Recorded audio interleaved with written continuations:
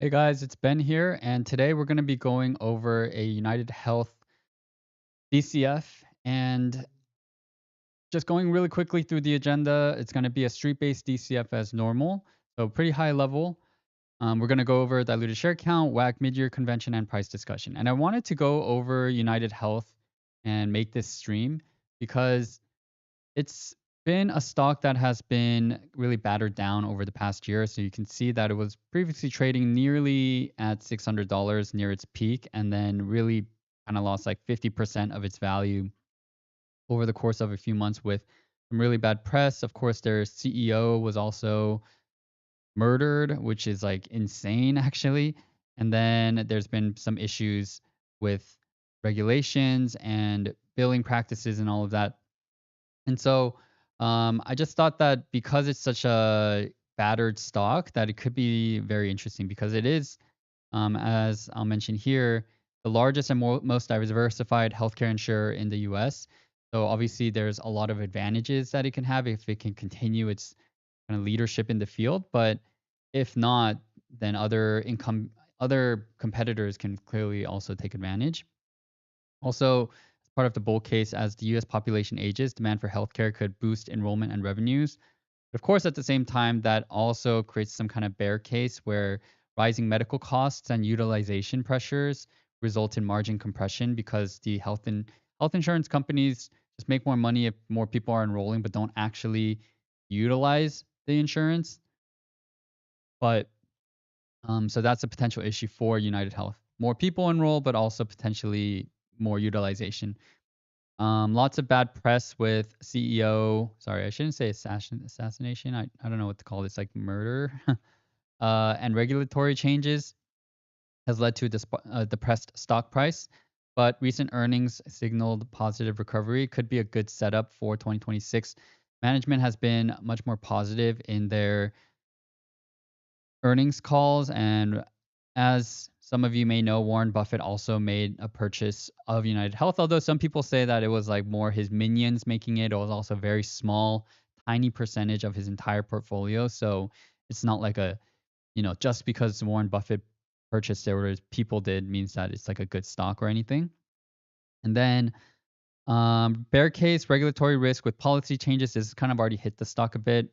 And it could be argued that it's a little bit baked in.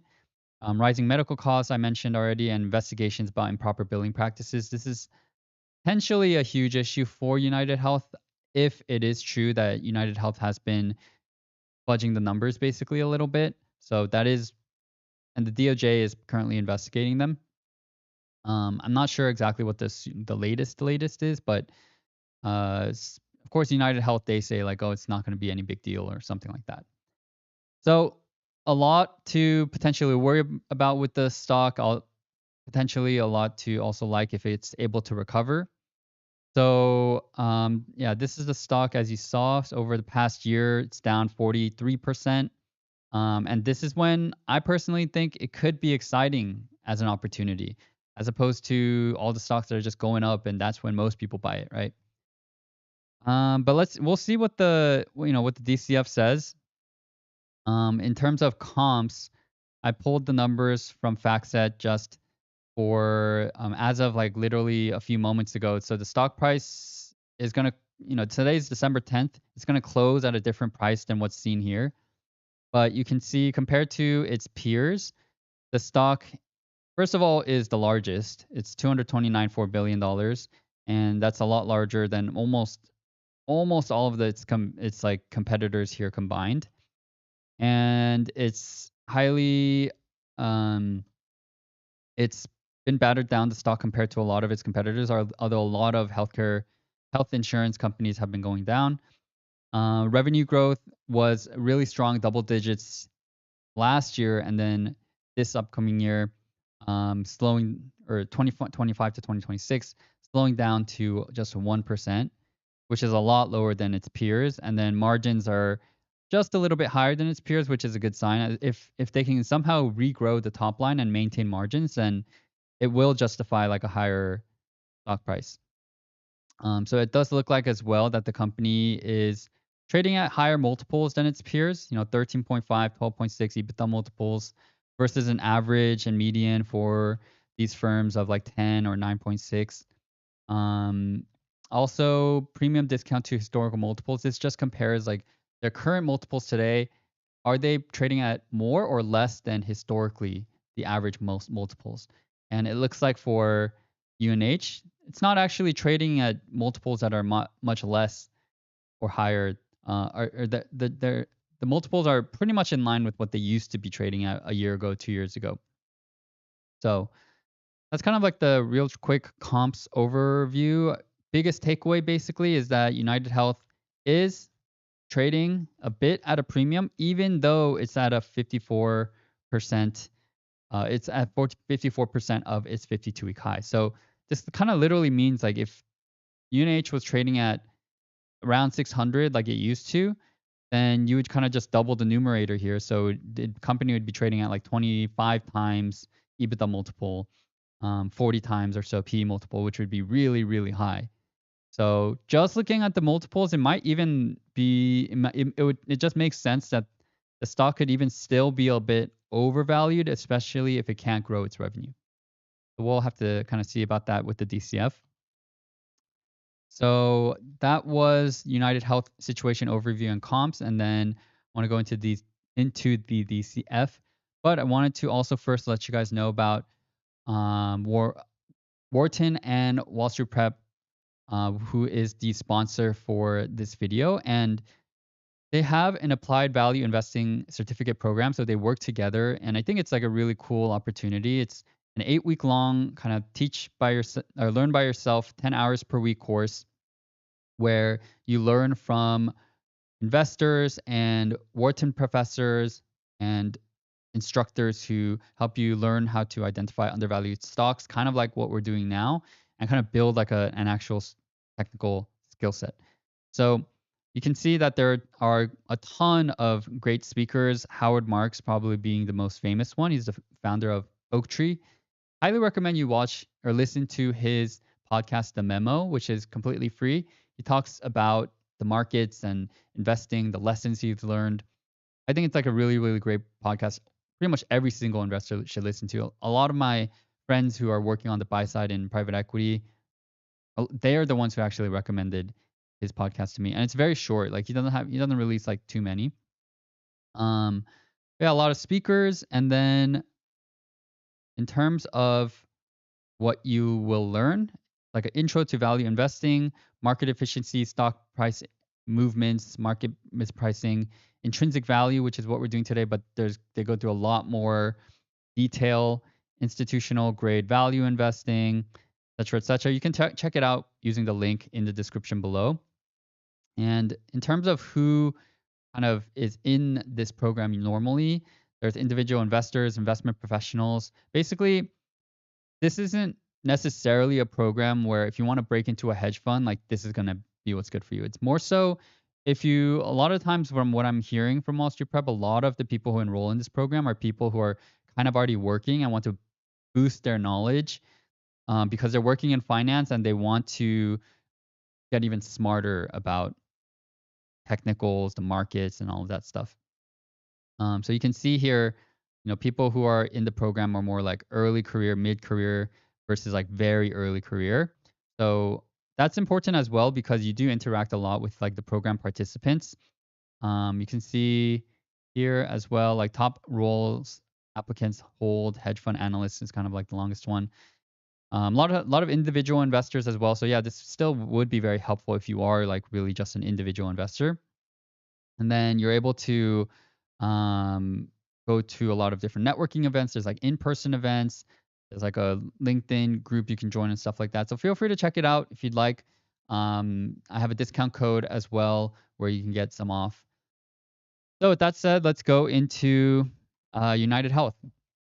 Normally, I would say that uh, United Health, or normally I would say we would build completely from scratch, but I've done so many of these videos now, as I'm sure many of you guys have seen. Or you can check out my DCF playlist if you're new here. But this is kind of what the template that I normally use looks like. And instead of recreating it every single time, I think it's just faster if I kind of link to the relevant figures, and you guys can follow along because this Excel will be available for download for free later on. So let's start off with just grabbing some of the historicals. We're gonna go into the estimates section here. Looks like I didn't pull 2019, so I'm just gonna actually start from 2019 here. I actually do need to make some adjustments to this.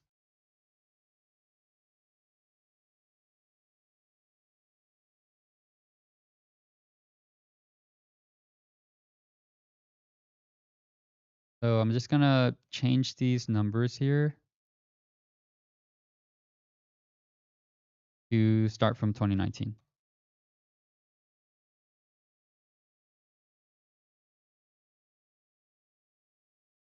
And we're gonna do a 6-year DCF just because 2025 we have like 3 weeks left right now. So it doesn't really count as a year. It's basically a 5-year DCF. But revenue, let's pull from 2019 onwards. Sales here. I'm gonna copy over here. We can calculate growth, get our current year minus or divided by our previous year minus 1. And let's take a look at these growth rates.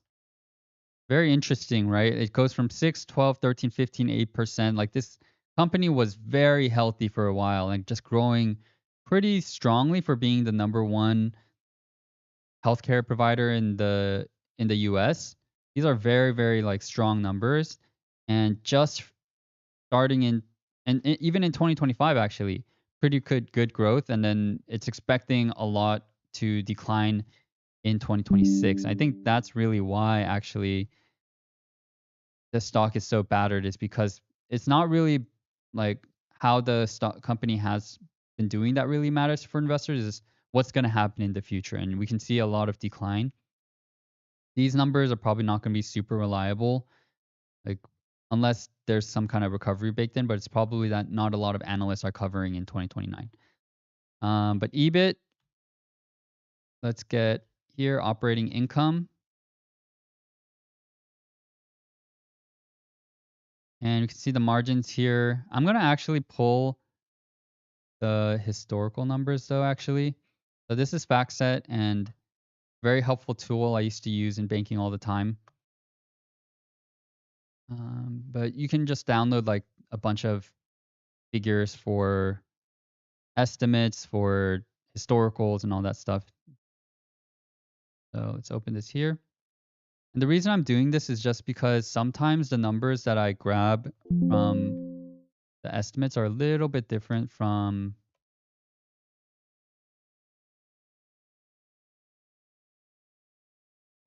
from the actual historicals. So I'm gonna call this historicals. And yep, there is a cost for FactSet. It's like 1,400 a month or something like that. So pretty expensive.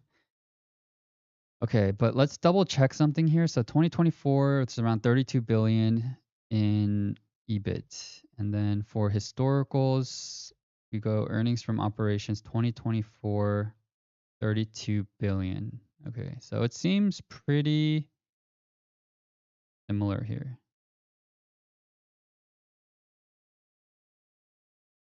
2023, 32. Okay, 28 in 2022. Okay, so pretty reliable here. Now, you'll see here as I'm looking at these numbers, I want to tell you guys like what I noticed. But we can see margins were at 8 to 9%, and then suddenly 2025, 5%. So even with the large revenue increase, this is a huge decline. Very, very bad for the company. And that really probably is like a huge explanation as to why the company stock price fell so dramatically. This may be like the new normal for the company and really, really helps paint the picture and story as to why their stock price has gone down so much. Next, we can calculate the tax rate. So tax rate is, let's see, tax expense. The taxes here, historically from 2019, where is it? Provision for income taxes.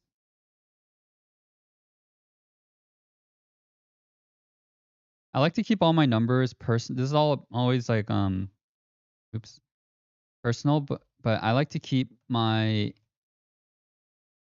figures all positive.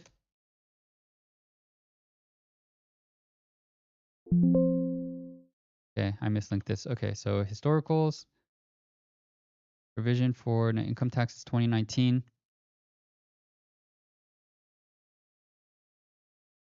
The tax rate can calculate by going to historicals, going to 2019, getting our provision for income taxes and dividing by our earnings before income taxes, or our EBT basically. And that seems about right, 21%. But we can use this for the DCF. Next, cash flow items can be a very similar process. So go into our cash flow statement, and starting 2019, we can get the depreciation and amortization right here. So it looks like a pretty small number. Divide this by our sales. I'm going to press F4 twice. That anchors it, so allows me to later on just copy paste it right here and right here, as you see here. CapEx, same thing. Historicals. Go to purchases of investments.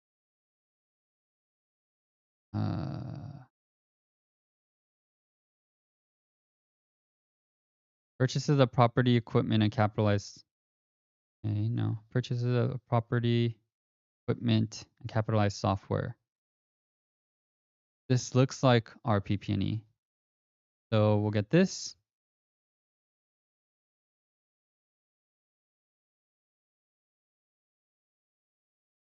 But it is kind of weird here. PP&E is lower than our DNA. Normally, you want your DNA to be smaller than your CapEx. So let's double check it with the estimates here. 2019 CapEx was around 2071. I'm just going to copy paste these.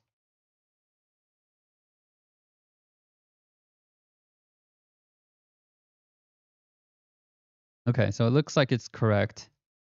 Let me just double check that I didn't get the DNA wrong.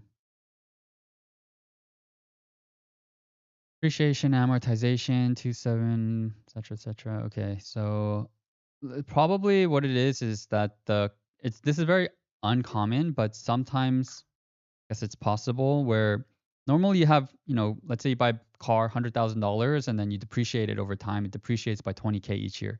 So the 100K in CapEx, right? Like what you're normally spending on CapEx is usually higher than your depreciation amount because your depreciation amount's a lot smaller. But over time, they tend to kind of converge. And probably United Health made a lot of big CapEx investments that are continuing to depreciate, and it's lowered its CapEx spend over recent years. That's probably what's happening here. But the numbers are really small, so I don't think it's going to really affect our analysis too much anyway. And then we will take a look at changes in working capital. So net changes in operating assets and liabilities already calculated for us right here. So let's see. Just take this. And this is our change in net working capital. Again, also very, very small as a percentage of revenue, which is going to make our lives really easy when it comes to modeling out our cash flow items. And then I'm also calculating here the change as a percentage of change in sales, but it looks like using it as a percent of sales is going to be easier or more consistent than using a percent of change in sales. So we have all of the relevant figures that we need, and now we can just kind of build out the DCF, and should not take too long. Let me know in the chat actually though, are any of you guys you guys click on this because you're interested in United Health stock, or is it just because of like you saw me randomly on here on stream? I'm curious because United Health, it is a large company, of course, but people always like think more about the big tech companies, Google, Tesla, Palantir, Nvidia. They're not as usually interested in like healthcare companies.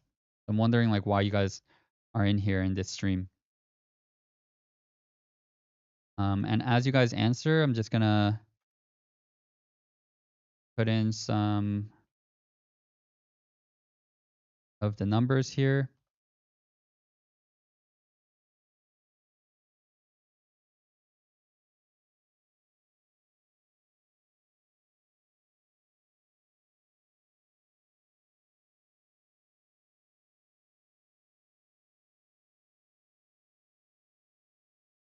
Gotcha. So I see watch the modeling. Just interested in seeing a model being built essentially. Okay.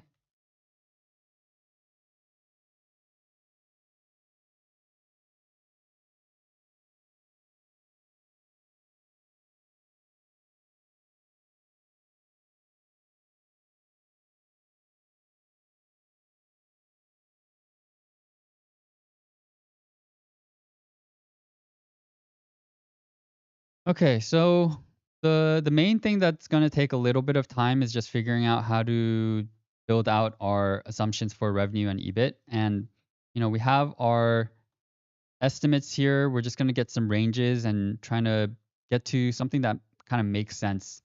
And it let's see. So and as I mentioned, this is always going to be like a high level street based DCF. So this is something that we used to do all the time at JP Morgan. It's like try to understand based on the Wall Street as equity research analysts and their reports and how much they think the company will be earning in terms of revenue, margins, for EBIT, EBITDA, etc. Like, what does the street basically think that the company is worth? That's really what we're doing here, and so that's why we're not going to be coming up with our own independent numbers and assumptions. In a sense, we're going to be heavily reliant on what the street thinks. Primarily because in order to get our own assumptions and be confident with them, we have to do a ton of research, like speak to United Health Management, speak to a lot of do a lot of expert calls and stuff like that. And we of course don't have access to all that stuff. So um, let's think about what to do here. And for me, starting with 2025, I think we can just kind of take whatever is here as accurate, just because we only have 3 weeks left in 2025 as of the filming of this stream.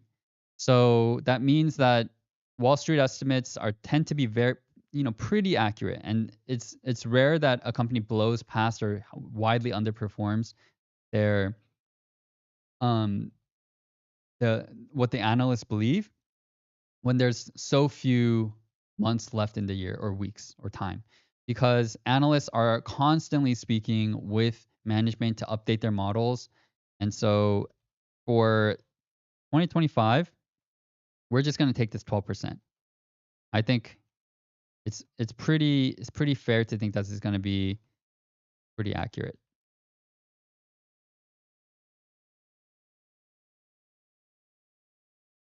I see a question. Will you be only showing the DCF, or can you ask general questions?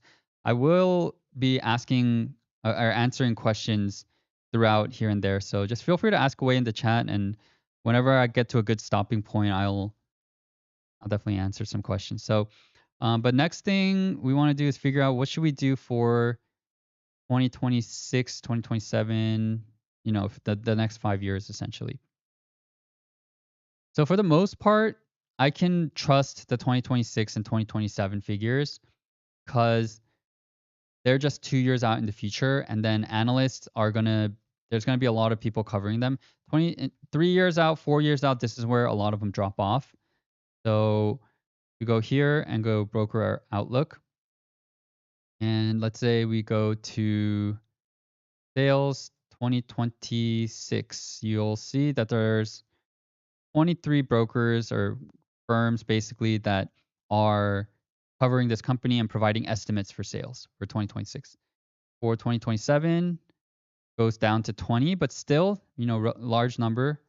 2028, 5 estimates. So this is really small. So obviously now it's going to be heavily biased towards just a few people. And then 2029 is going to be even like smaller. It's going to be 2. So these numbers, 2028, 2029, we should come up with our own thoughts and kind of ignore these. And so I'm going to highlight these as just gray here.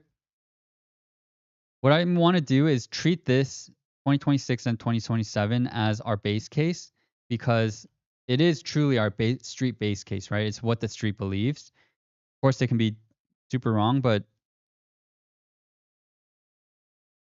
we're going to assume that for our model, I think it makes sense to treat them as the base case. And then for our conservative and optimistic case, what we just want to do is take a percentage of those to have to create like a conservative and optimistic scenario. So 2025 or 2026 to 27. I think like, actually, sorry, let's do this. 26 to 27.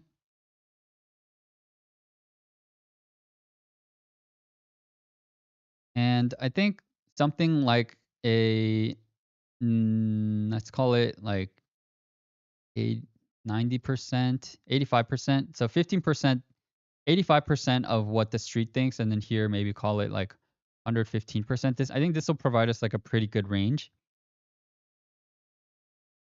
So I'm getting this number and multiplying by the 85%. And I think a 15% miss is definitely possible, right? Because not anything can happen in with the company in the next few years. And so I think a 15% miss is definitely kind of in the cards. We don't want to go like too high or with like 30% or something like that, because then I think it just gets too crazy. But you can see here, yeah, the numbers. Maybe I'll just make this one more decimal point. But yeah, I think this is pretty fair. And then now we want to think, and next we want to think about, what's going to happen over the next few years. And so basically what the street is thinking is next year, 2026, is going to be really tough, and it's going to be kind of a big reset. Then starting in 2027 onwards, there's going to be a lot of like growth. Hope, and they're going to probably hope to get back to something like probably not double digit growth anymore, but hopefully stay around, the high single digits or something like that. So I think basically in the base case, we want to just grow this down fairly just a little bit each year. Whereas for the conservative case, we're going to grow it down even more. And then optimistic, 6%, I think is probably going to be hard to surpass in the future. So, but we're just going to keep it like nearly flat essentially. So for 2020, the revenue, this is for 28 to 30.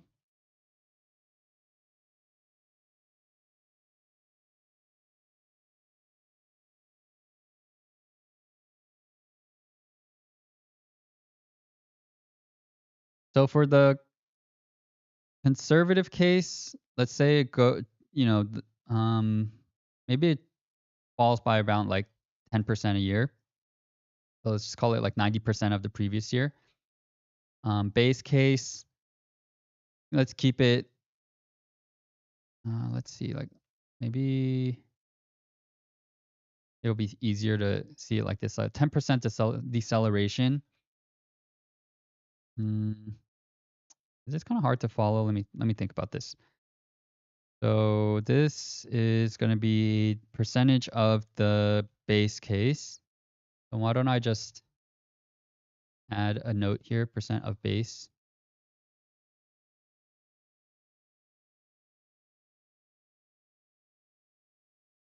And then here, right, deceleration.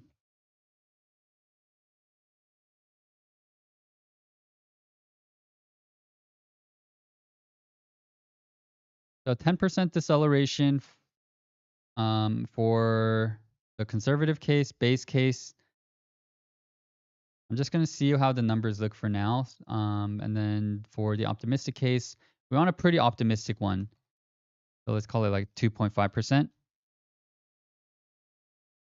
So here, multiply this by 1 plus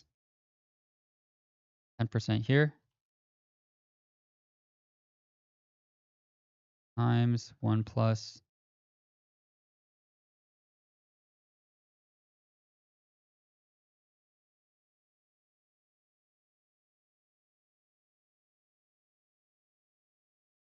And then the last one,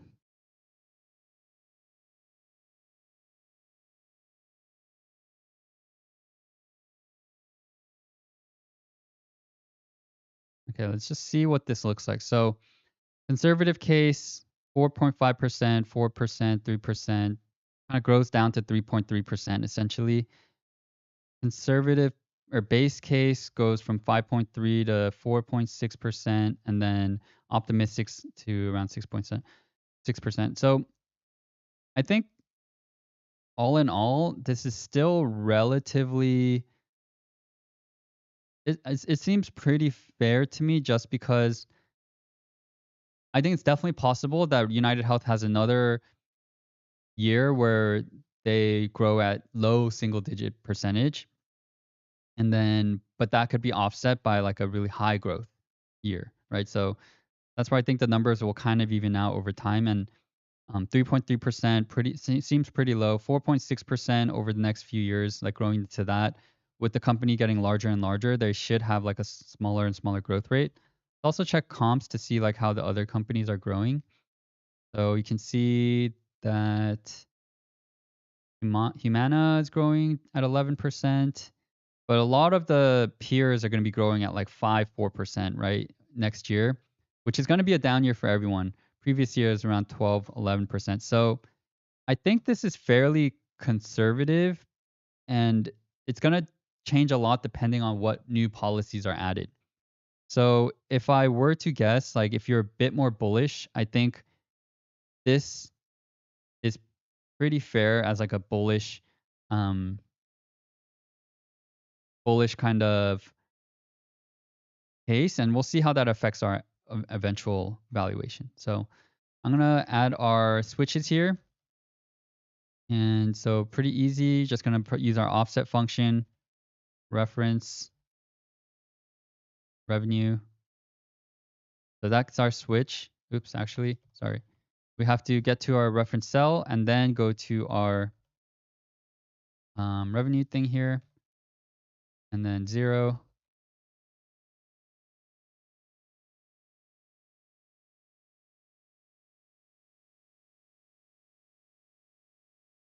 Okay, so this is it built out our switch, and then now we can grow our revenue by the revenue growth rate.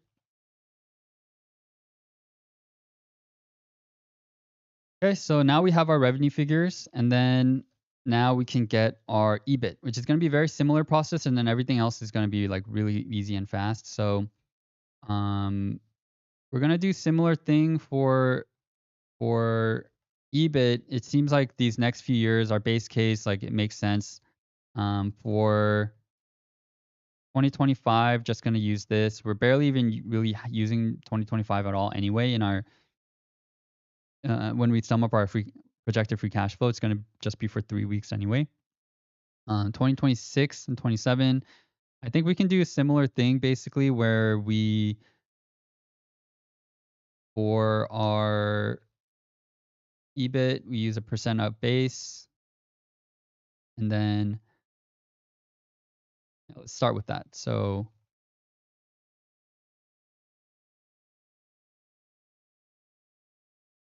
let's call it,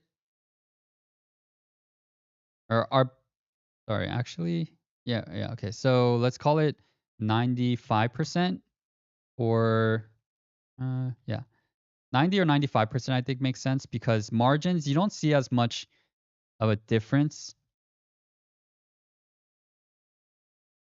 in change in these. They tend to be a lot more consistent.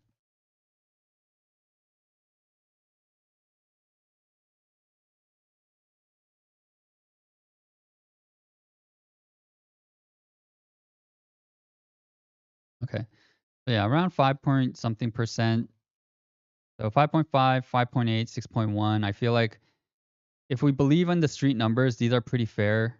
Going up or down by 0.3% is actually a lot more than it sounds like. Because you can see even here, the differences are go up or down by like point something percentage, right? So this is actually kind of like a bigger deal than it seems like.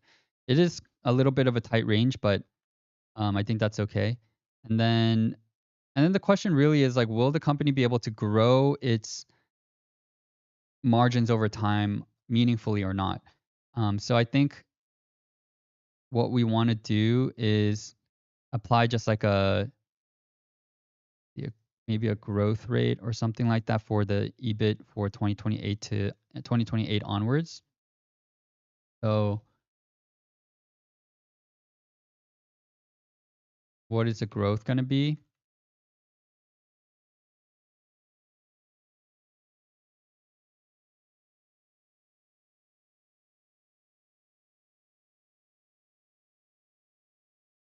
So EBIT growth, I would love basically for the optimistic, I think if we are super optimistic, we want to see it grow up to something like 7 point something percent, and then EBIT probably stay around like high 6, and then EBIT for conservative being like the high 5% or something like that. And currently we're at 5.5, 5.8, 6.1. So we probably have to grow it by about like 5% a year or something. So let's call it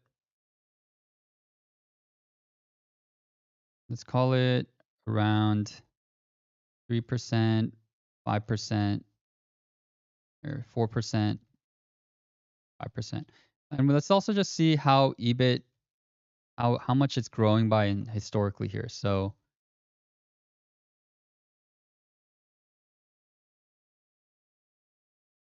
yeah, so you can see um, it's EBIT's growing by 5 in our historical, in our conservative case. Right now it's growing by 7% and 8%. Actually, maybe we use that, something like 7% or so. That's probably more accurate. Be a little bit conservative and use 7% for our base case. And then our optimistic case, this is where we think like the margins are actually going to really improve a lot. Let's call this actually more like be a little bit more conservative. You've 8.5%. And then conservative case, we'll do like 5.5%. Um, okay, so this is going to be growing by 1 plus the 7%.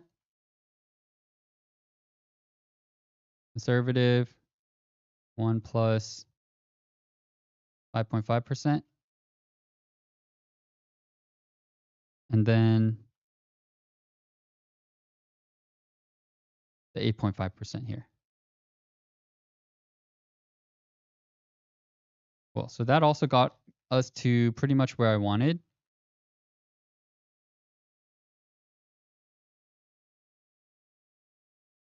Okay, so we can see it. Yeah, it's going to grow to like 6%, 7, 8%. I would say getting back to 8% is going to mean that the company is able to weather through a lot of its regulatory issues and pricing pressures, margin compression, and all of that. It's definitely possible over time. Generally speaking, you expect that a company's revenue growth goes down over time because as the revenue number goes larger, then it's harder and harder to grow at a higher percentage, right? Growing from $1 to $2 is 100% growth versus like 100 million to 200 million. That's also 100% growth, but you have to make 100 million more dollars, right? So as you get to like 200 million, your growth rate like just goes down over time. Margins, on the other hand, you expect it to go up over time or at least stay flat because you should be becoming more and more profitable as a company as you get more economies of scale. So that's why the margins are like that. And so we're gonna create our switch, what we just did, and then multiply this by our revenue, get our EBIT margins, our EBIT, estimated EBIT. So that's pretty much that. And then the rest of this, we're gonna just use like kind of historicals, um, historical averages. So, and by the way, the one thing I would critique myself on these numbers is that they're, if I had more time to really dig into what the healthcare insurance landscape is really like and the regulatory changes, the potential changes, like if we also change presidents, like what's going to happen, all that stuff, there is a chance that these revenue estimates are too low. So that's one thing. And then in terms of the margins, I would definitely want to look and see, like, with the new changes, are these margins that United Health has, are these a new normal? Like, should we be staying a lot more closer to the 5 to 6% range, or can we get back up to like 8 to 9%, and it's just kind of more of like a temporary halt in an issue that United Health is facing? So that's something I would look into a lot more, especially if you want to like at all buy this stock. But now for taxes, you can see that it's, 19, 20, 2018, 15%. 15% probably just a little bit low for that particular year. But what we can just do is take an average over the last, usually it's 3 to 5 years.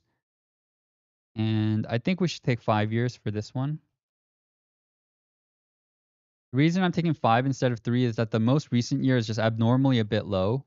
I think this 19% is more accurate.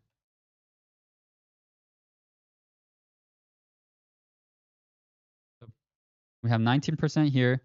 We can multiply our tax rate to our EBIT to get our taxes paid. And then our NOPAT, basically, or our earnings before interest and after taxes, we can calculate here. Oops.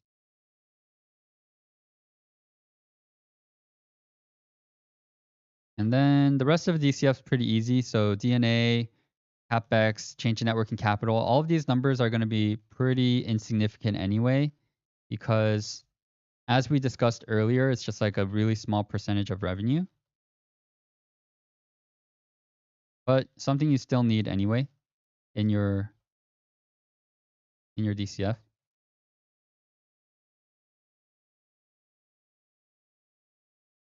So what we can do, these numbers are going to be really small. So also I realized that I chose 1, 2, 3, 4, 5. I did the past 6 years just to be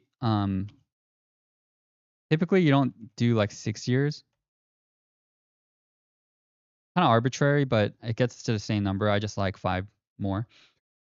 And I'm going to do the same thing for DNA, CapEx, change in net working capital, because I think as we can see here, the company is very stable, right? It's like there's not that much that changes in terms of their DNA and CapEx and change in net working capital. And it's such a large company, the largest healthcare company, health insurance company in the US. So I think they're totally fine to use the past 5 years.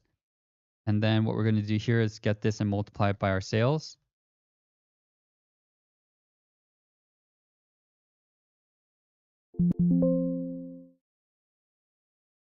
Oops. And that allows us to calculate our unlevered free cash flow, which is our NOPAT plus DNA minus CapEx minus change in net working capital. And from here, we want to calculate our uh, present value by using our WACC. So we're going to have to next calculate our WACC. So starting with our WACC, this is a discount rate. This is what we use to discount our future cash flows back to present value. And I have a video about DCFs and stuff like that in the video description if you're unfamiliar with what I'm talking about. But we can see market cap here, 293 billion.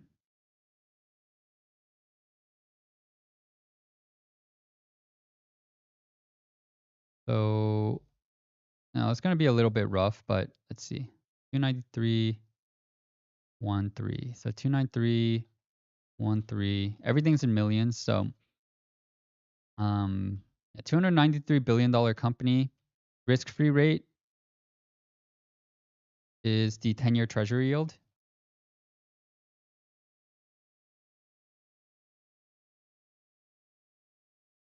So currently it's at 4.168%. Oops. Beta, we can find down here. It's 0.26, super stable company. Or at least stock price wise. Surprisingly, actually, because stock has tanked so much recently.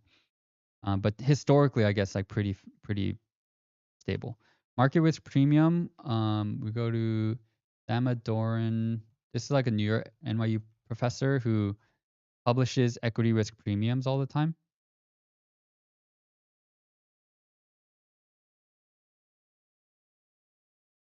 So implied equity risk premium on December 1st, 3.79%. 3.79%.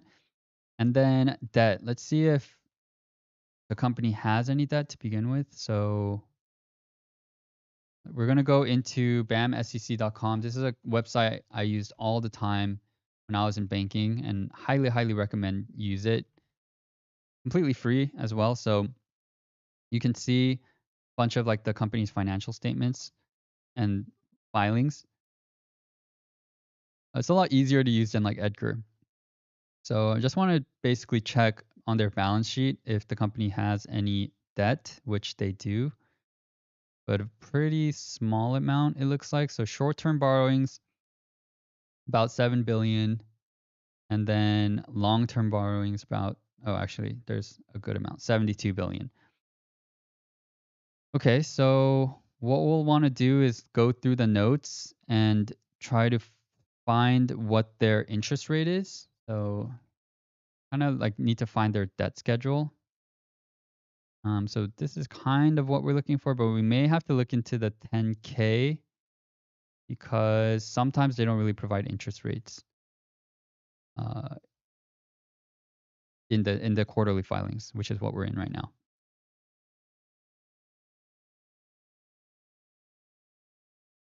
Oh, okay. So short-term borrowings, 4 to 6%.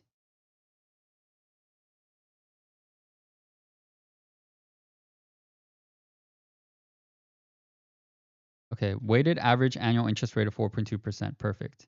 So this is what we need. So 4.2% is the cost of debt. That's what they're paying. Tax rate, we can just utilize the 19% that we got here. And then we need to calculate how much debt the company has. So we'll go to their balance sheet here, and then short-term borrowings, 7.7 billion. Really quick tip, if you guys haven't watched my soft skills video, I talk a little bit about this of how you should always the soft skills video, that's the most recent video I posted of like soft skills I learned while in banking, but typically it's very easy for you to be like, oh, 7737. Let me just like go into my doc here and hard code 7737, right? Really fast. But especially when you have like so many comps you're working on or something and spreading numbers, like you could go 773 and then accidentally press 8. And even if you press one number wrong, your associate, if they're a good one, is going to catch it and they're going to give you a comment about it. And or even worse, you're going to not catch it. Your associate maybe not catch it. It's going to go into the presentation and it's going to be wrong and you're going to have to update it. So always best practice is to actually copy paste because that way you just won't get a number wrong.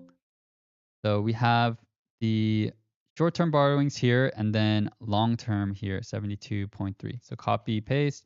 And yeah, it takes a little bit longer, but I would rather make sure that everything's correct. So, whoa, this whack is insane. 4 or 5% whack. I know FactSet I think gives us one too. Okay, 5.5%. Maybe maybe it's just based on the numbers, it does make sense because the beta is so low, 0.26, but 5% is like the lowest whack I've ever seen across all the videos I've made so far. I guess the numbers are what they are. We can use this 5% as like the super optimistic one. I'm going to use this as optimistic.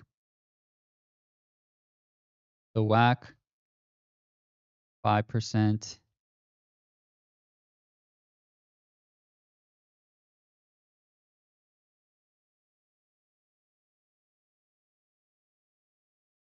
For base case, we'll call it 5.5%. Pretty much just use whatever. Let's see how this is calculated. Weight of equity, okay, 3.9%, similar to ours. Third, 5.53. Okay. And then 6% for our conservative case. Yeah, I see a comment that it's more like 15%, but just because just because you think the stock is going crazy these days doesn't mean that their whack is actually should be um, should be a lot higher or lower, because it more so matters like how essentially like how stable is the company. Like you may currently view the stock as really risky because like it's gone up or down a lot, but it's may actually just be because of some headwinds that are over the company that once they're released, like the stock, it's not actually that risky. And overall, as a company, healthcare is similar to Coca-Cola, like a very, very low volatility company. I can definitely see the argument that can be made that this beta is too low because of the recent price movement, but that would also mean that you want to think like very short term, like you're thinking very short term. And so um, that's why like you could make an argument that okay, let's call it this should be like 0.5. Then we still only get to like 5.66%. And if it's like at 1, at this point you're kind of like going way against like what the actual theory and numbers, like you're kind of using your own random assumptions as opposed to what you have here, right? So we're gonna use these whacks and see what we get. The terminal growth rate, typically 2%. Optimistic, I'll put 2.5%, and then conservative 1.5. That's pretty standard. And now we can calculate our present value of free cash flow. So what I'm gonna do here is I'm gonna let's see. Oops, I messed up here.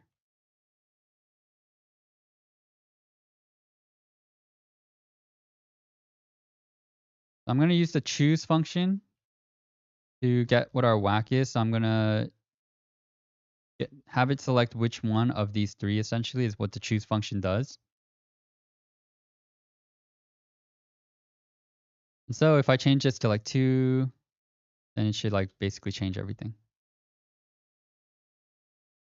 Okay, so present value of free cash flow. I'm gonna name these cells if they're not already. I'm gonna name this one whack.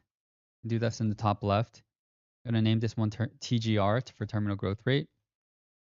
That's going to make it a lot easier for us to just go here and do equals our free cash flow year divide by 1 plus our WACC to the power of the year. But actually, we realize we need to calculate our discount periods. So um, discount period, basically, when we are calculating how much of our free cash flow to use in our current year, a lot of 2025 has already passed, right? So, by the time you're watching this, if it's 2026, then the whole year has passed. But as of now, there's 3 weeks left. And DCFs only care about future cash flows.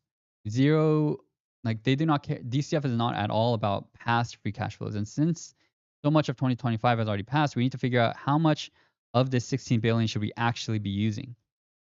So for the period here, what we want to do is figure out first using the year frac function how much of the year is left. So we'll get starting date, and then end date. This should give us like a really small number. Yeah, so this is how much is left. If you multiply this by 365, we have 21 days left in the year, which since it's December 10th right now, this is like exactly how many days are left, right? And then the discount period, like what we want to do is something called mid-year convention. And so basically we want to assume that we get all our cash flows in the middle of the year instead of the very end of the year. So I'm going to get this and divide by 2. That is going to be what we want to use for our discount period here. And then for the rest of the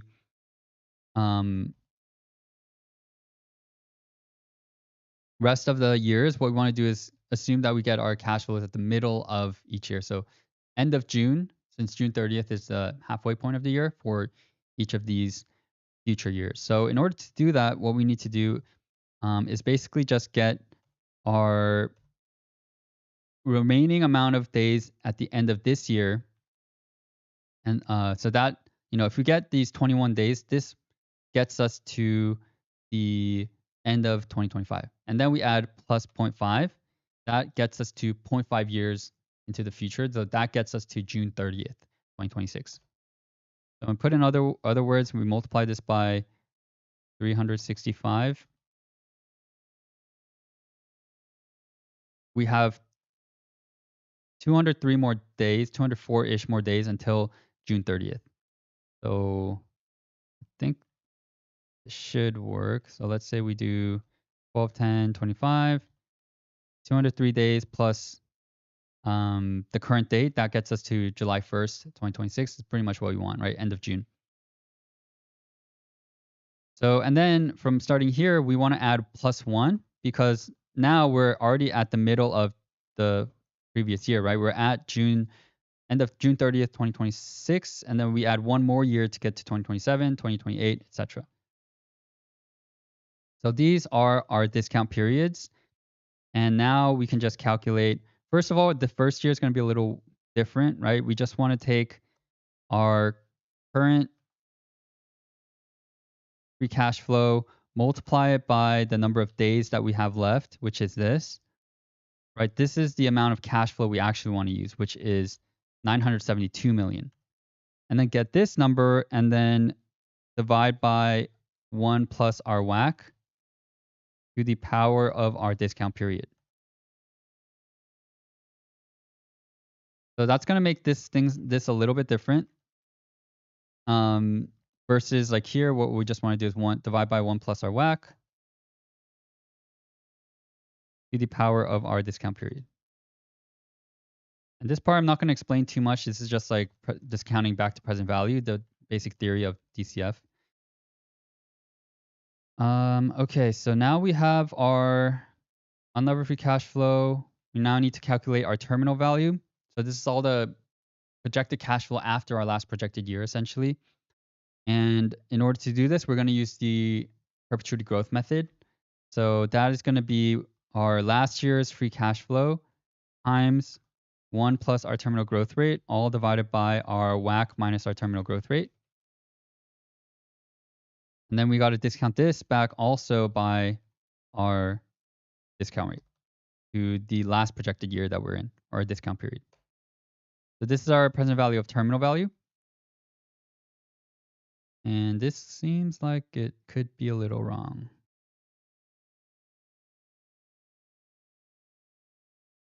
Well, this seems super high.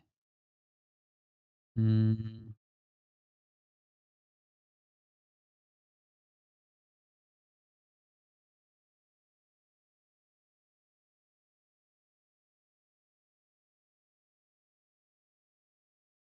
the only reason I can imagine it being super high is because the whack is super, super high.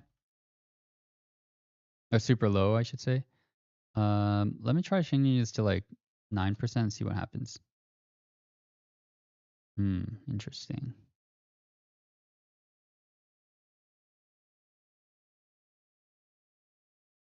Okay, because what I'm looking at right now is something's definitely wrong because assumption will need to change because the current market cap of United Health is 290 million or billion. Using our current information here, the terminal value by itself is 680 billion, which I think is just silly. Um, and I'm pretty sure I built everything correctly.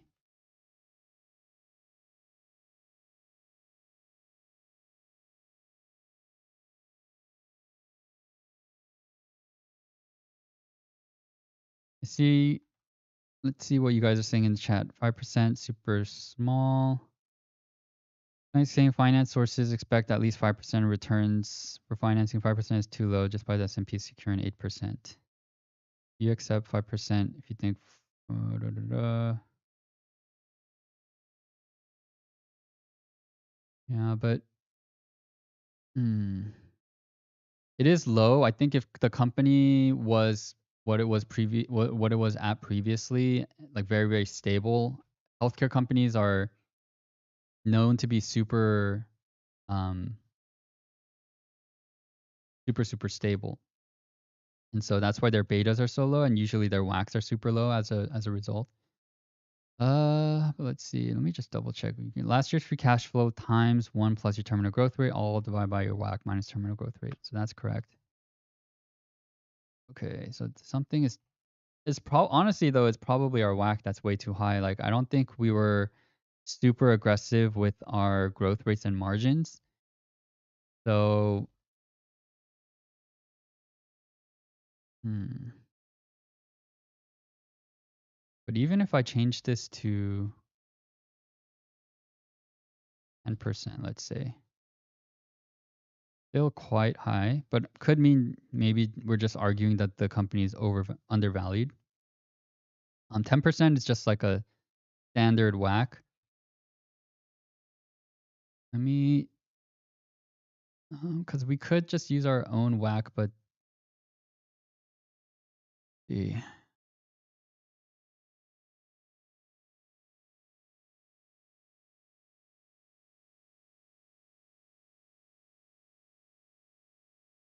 So risk-free rate, fine. Cost of equity is 5.1%.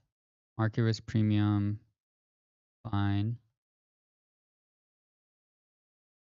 The debt part is 100% correct. Maybe we can see if United Health data.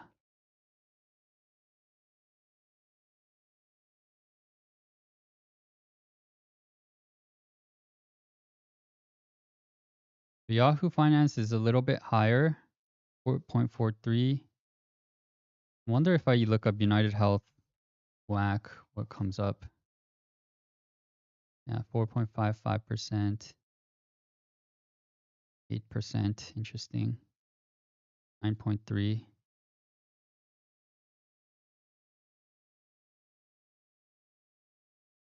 Okay, well, let's try changing the beta to 0.43% first. Still doesn't really increase it that much. Um,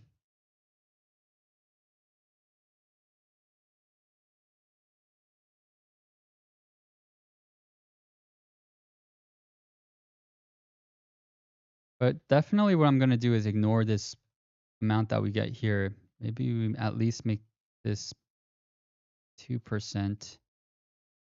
And then this one,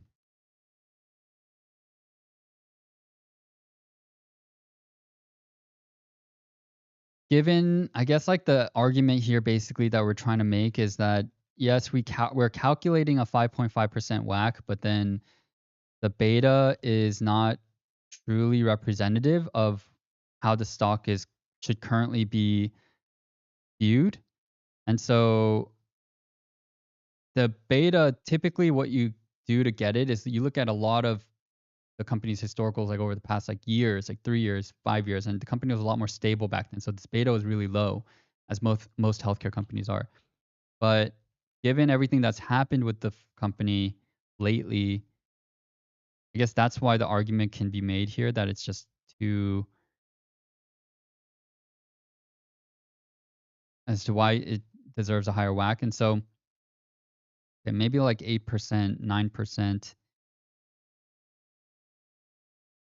which is still honestly like fairly low whack. Uh, okay, so let's just kind of go with that. I think it's still going to lead us to a pretty high valuation, but that just could mean that the stock is undervalued, right? You could argue definitely that, oh, the company deserves a higher whack. That'll change your valuation. But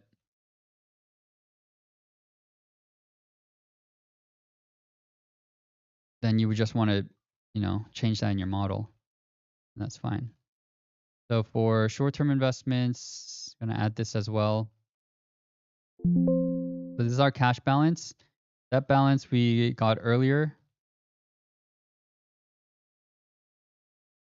So equity value, enterprise value plus our cash minus our equity value. Share count, we need to actually calculate. So I wanted to do this with you guys. Share price right now is at 324.98. Probably a little bit different because I pulled this a few hours ago. We can go. We're gonna basically calculate our diluted share count together. So we can get the basic shares up here at the top, about 900 million shares. Oops. And then now we need to figure out how many are options. But it may not be easy to find it. 10K may not even be available. So we'll likely have to go to the 10K.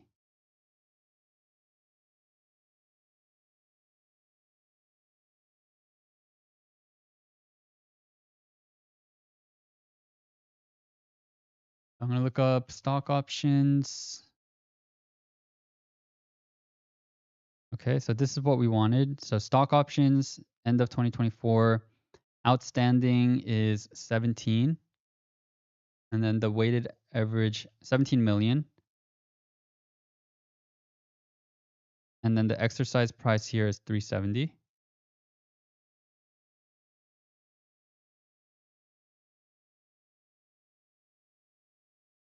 So because the exercise price is higher than the current price, basically what this means is that these options are worthless at the moment. There's restricted shares, which restricted shares.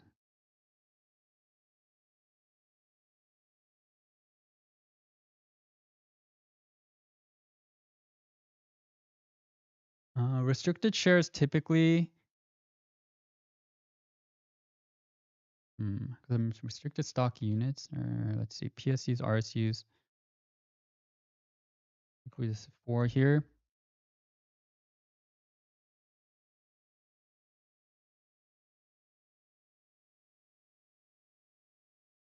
And then performance shares, stock units, seems like there aren't any. So basically 909 million.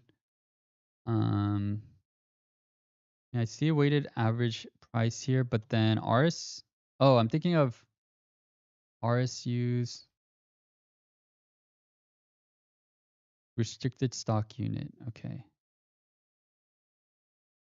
So restricted stock units, these actually, even though it has a average price, typically RSUs, it doesn't actually matter what the price is. You actually just get the shares. So that's why this is like the grant date fair value per share, like, but it's different from the exercise price. Exercise price means you actually have to like buy this options from the company and all that stuff.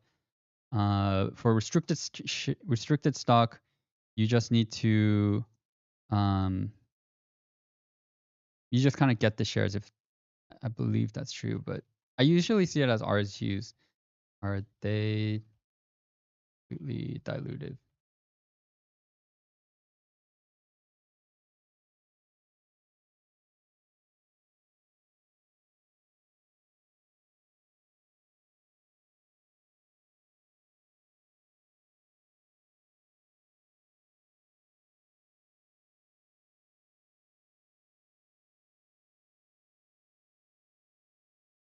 Yeah, so I'm gonna imagine that they're RSUs, not the restricted shares. It just doesn't have the units part, but I'm used to just basically just add this without having to calculate it on your options table. So I think that's it for their dilutive securities. So just basically this dilution of 4 million shares is the difference here. So now what we can do is get our share count and then calculate our implied share price, which is going to end up at 448.41. So current stock price,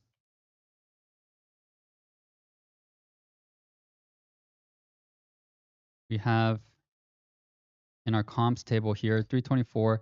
One of the first times, honestly, that in a while where I've done a DCF and the implied share price is like meaningfully a lot higher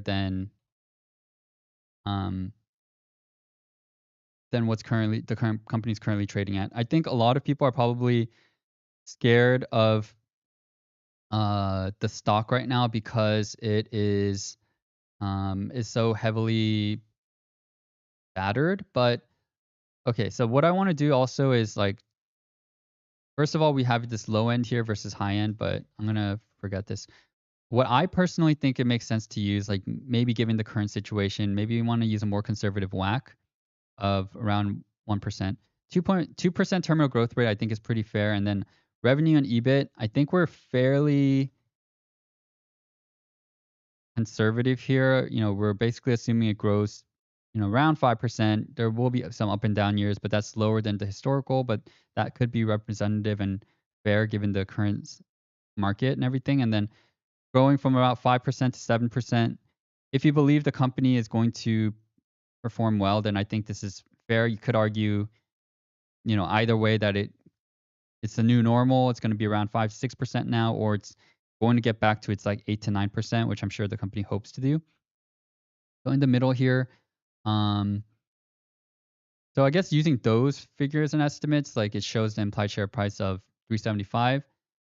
But essentially, if the company is able to, what I would do if I was interested in investing in this company is basically make sure to pay attention to their 2026 revenue growth and EBIT margins and see what they're projecting. Because if during the earnings call they mention anything like similar to these figures here, I think it's fair to say that the company is fairly undervalued and it should,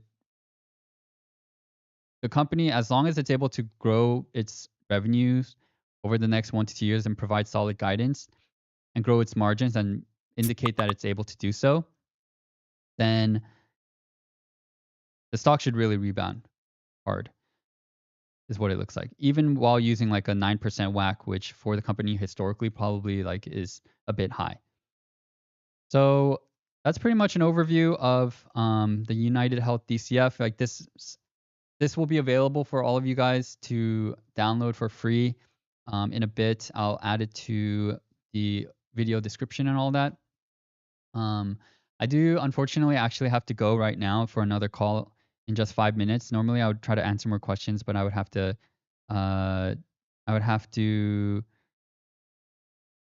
I have to get to my call. So, thank you guys all so much for joining. I will try to answer more questions and stuff in the chat next time.